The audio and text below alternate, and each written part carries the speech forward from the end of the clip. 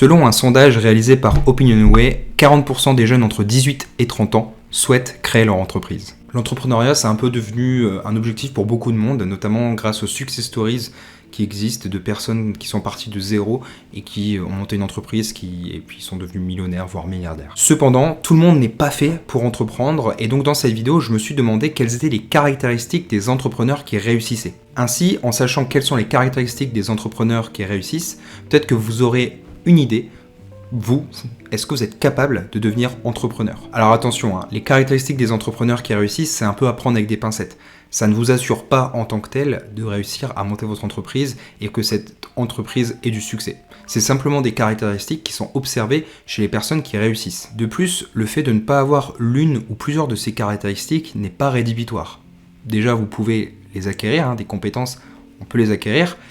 Et peut-être que vous pourrez réussir sans l'une de ces compétences, selon l'entreprise que vous voulez lancer. C'est parti avec la première caractéristique, il s'agit de la capacité à prendre des risques.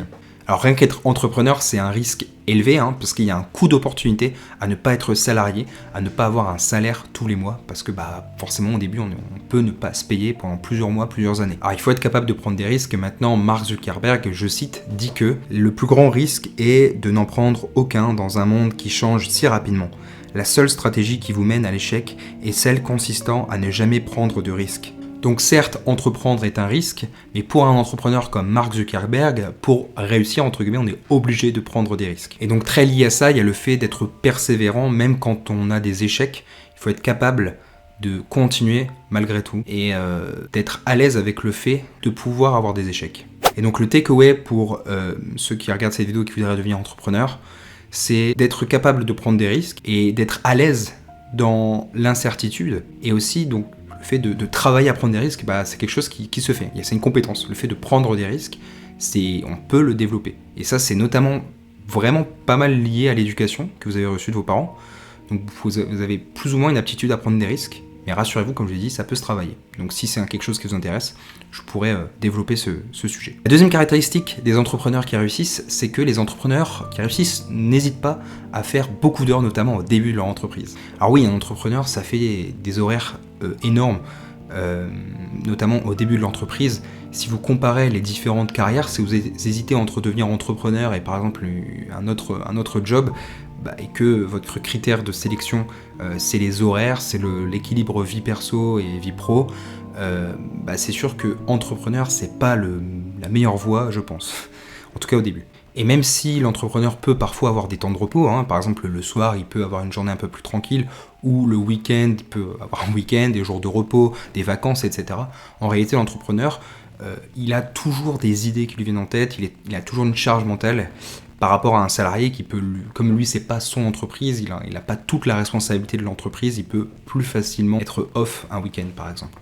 Au-delà de la capacité à faire des gros horaires, il y a aussi la capacité à faire des tâches qui sont difficiles, que personne ne veut faire. Et pour ça, il y a besoin de l'autodiscipline, il y a besoin d'être discipliné à faire le sale boulot, entre guillemets. Et là, je vous renvoie à la vidéo que j'avais faite sur Elon Musk qui montre que Elon Musk, même après des années d'entrepreneuriat, même avec la position qu'il occupe, il continue à faire des tâches difficiles qu'un CEO n'est plus censé faire, un CEO de son calibre en tout cas. Et la passion est aussi assez importante parce que la plupart des entrepreneurs ils font des gros horaires, mais en fait pour eux c'est pas difficile parce qu'ils sont passionnés par ce qu'ils font. Je vous cite à cet effet Steve Jobs qui dit que si vous n'aimez pas quelque chose, vous n'allez pas faire l'effort supplémentaire. Travailler le week-end de plus et vraiment remettre en cause le statu quo. Le takeaway pour les futurs entrepreneurs qui regardent cette vidéo, c'est de trouver un secteur, une industrie qui vous passionne vraiment, dans laquelle vous verriez travailler des heures. Et si vous n'avez pas encore cette industrie, ce secteur, et peut-être que vous n'avez pas encore de passion, sachez que la passion pour la plupart des entrepreneurs se développe en entreprenant, en faisant dans le secteur.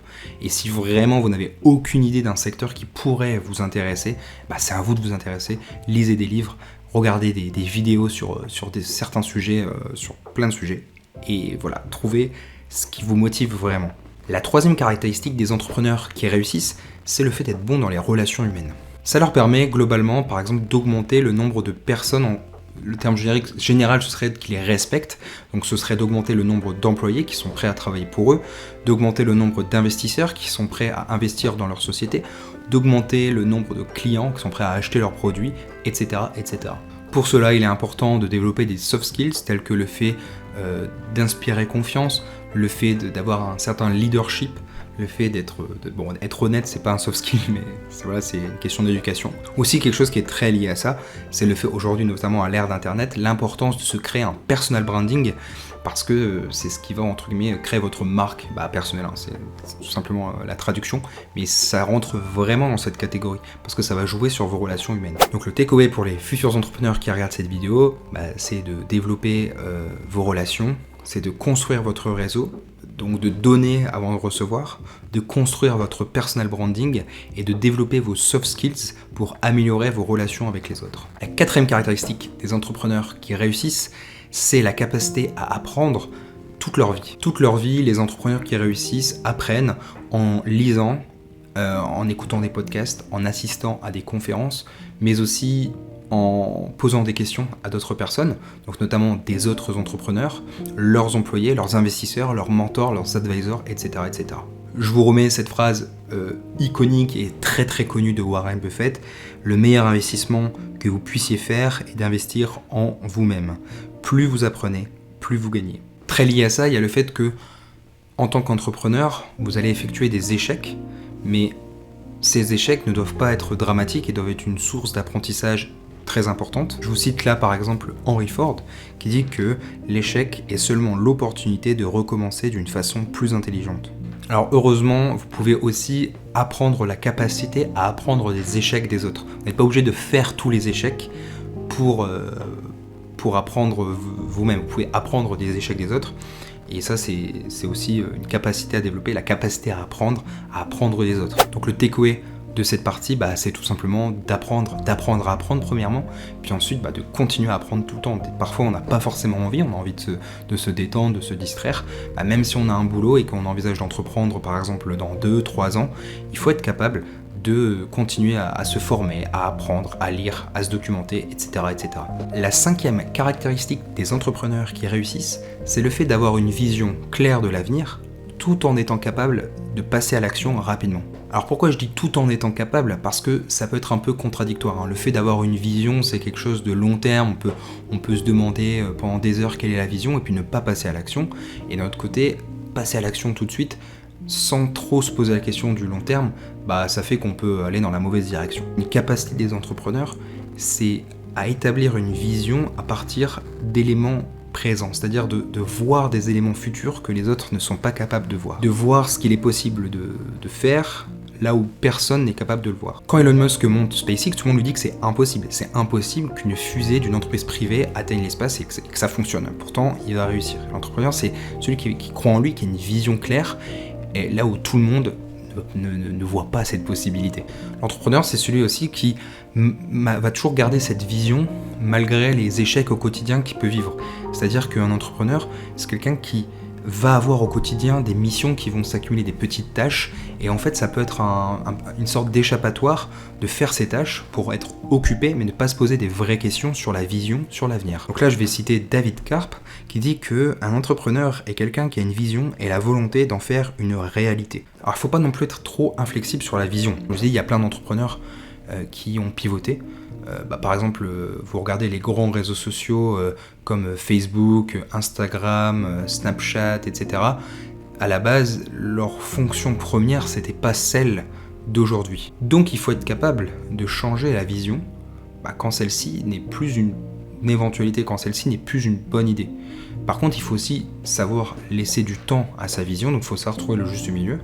Et donc c'est là où l'entrepreneur, en fait, doit savoir quand changer de vision, quand pivoter. Et au-delà de la vision, un entrepreneur, c'est quelqu'un qui est capable d'établir une vision, et ensuite, une fois qu'elle est établie, d'aller all-in dans ce sens-là, c'est-à-dire de ne pas non plus tergiverser et de passer à l'action. Pour Thomas Edison, le génie, c'est 1% d'inspiration et 99% de transpiration.